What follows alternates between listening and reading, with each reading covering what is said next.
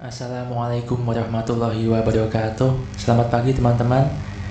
Pada kesempatan kali ini saya akan memberikan sedikit paparan mengenai profil tenaga kerja Kabupaten Pati tahun 2019. Berdasarkan Dinas Kependudukan dan Pencatatan Sipil Kabupaten Pati, pada tahun 2019 total populasi Kabupaten Pati sebanyak 1.326.481 jiwa. Jika kita lihat persentase penduduk menurut kelompok umur produktif, ternyata sebanyak 69-70% itu merupakan penduduk usia produktif atau dalam hal ini adalah usia 15-64 tahun. Atau lebih tepatnya sebanyak 928.337 orang merupakan penduduk usia produktif atau disebut juga dengan tenaga kerja. Dari total penduduk usia produktif tersebut, dapat dikelompokkan lagi menjadi angkatan kerja dan bukan angkatan kerja. Angkatan kerja adalah penduduk usia produktif yang bekerja atau punya pekerjaan namun sementara tidak bekerja dan juga pengangguran. Sedangkan bukan angkatan kerja adalah penduduk usia produktif yang masih sekolah, mengurus rumah tangga atau melaksanakan kegiatan lainnya selain kegiatan pribadi. Nah, dari 650.573 angkatan kerja tersebut, jika dibandingkan dengan total penduduk usia produktif, maka akan menunjukkan angka sebesar 65,90% atau kita sebut dengan tingkat partisipasi angkatan kerja (TPAK), yaitu besarnya persentase penduduk usia kerja yang aktif secara ekonomi di suatu negara atau wilayah. Kemudian jika kita lihat TPAK menurut jenis kelamin, dari kelompok laki-laki menunjukkan angka sebesar 83,06%, sedangkan dari kelompok perempuan menunjukkan angka TPAK sebesar 50,28%. Kemudian kita kembali lagi ke angkatan kerja. Nah, dari total angkatan kerja tersebut terbagi lagi menjadi 626.000 orang yang bekerja dan juga 24.000 sekian orang yang merupakan pengangguran terbuka.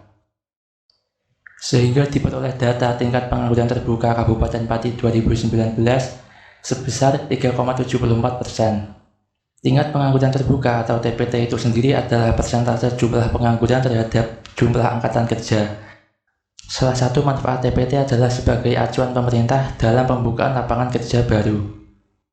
Angka 3,74% menunjukkan bahwa TPT Kabupaten Pati pada tahun 2019 dapat dikatakan cukup rendah. Hal ini menunjukkan bahwa angkatan kerja di Kabupaten Pati cukup terserap oleh ketersediaan pasar lapangan kerja. Selanjutnya kita lihat TPT menurut wilayah tempat tinggal. Dari kota menyumbang angka TPT sebesar 4,56%, sedangkan dari desa menyumbang angka TPT sebesar 3,19%. Kemudian jika dilihat dari jenis kelamin, dari laki-laki menyumbang angka TPT sebesar 4,54%, sedangkan dari perempuan menyumbang angka TPT sebesar 2,53%. Selanjutnya kita lihat bagaimana perkembangan TPT Kabupaten Pati dari tahun ke tahun. Kurva di samping ini menunjukkan perkembangan TPT Kabupaten Pati dari tahun 2009 sampai tahun 2019. Secara umum, angka TPT Kabupaten Pati menunjukkan penurunan utamanya pada tahun 2012, 2013, dan seterusnya hingga tahun 2019. Hal ini mengindikasikan bahwa program pemerintah mengenai ketenaga kerjaan dapat dikatakan cukup efektif tingkat keberhasilannya. Namun, apakah angka TPT Kabupaten Pati tersebut betul-betul dapat dikatakan cukup rendah?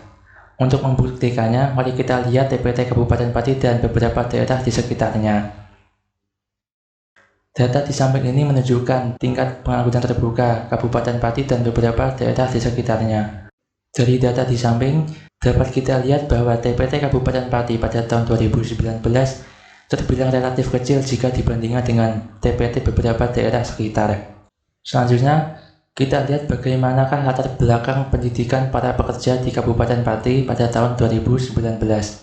Berdasarkan data hasil survei Angkatan Kerja Nasional atau Sakernas tahun 2019, mayoritas pendidikan para pekerja di Kabupaten Pati pada tahun 2019 didominasi oleh lulusan SD, baik itu dari kota maupun dari desa. Grafik di bawah ini menunjukkan bahwa dari kota sebanyak 39,18% merupakan pekerja dari lulusan SD, sedangkan dari desa menunjukkan data sebesar 53,05% merupakan pekerja lulusan SD.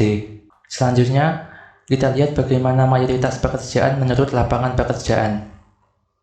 Berdasarkan survei Angkatan Kerja Nasional atau Sakernas 2019, di kota terdapat dua sektor lapangan kerja yang menjadi mayoritas pekerjaan. Yang pertama ada sektor industri yang menyumbang sebesar 23,51%, lalu ada sektor perdagangan yang menyumbang sebesar 24%. Kemudian dari desa, terdapat dua sektor yang menjadi mayoritas pekerjaan, yaitu sektor industri sebanyak 18,18% dan juga sektor pertanian sebesar 34,86%. Cukup sekian paparan dari saya. Terima kasih. Selamat pagi. Wassalamualaikum warahmatullahi wabarakatuh.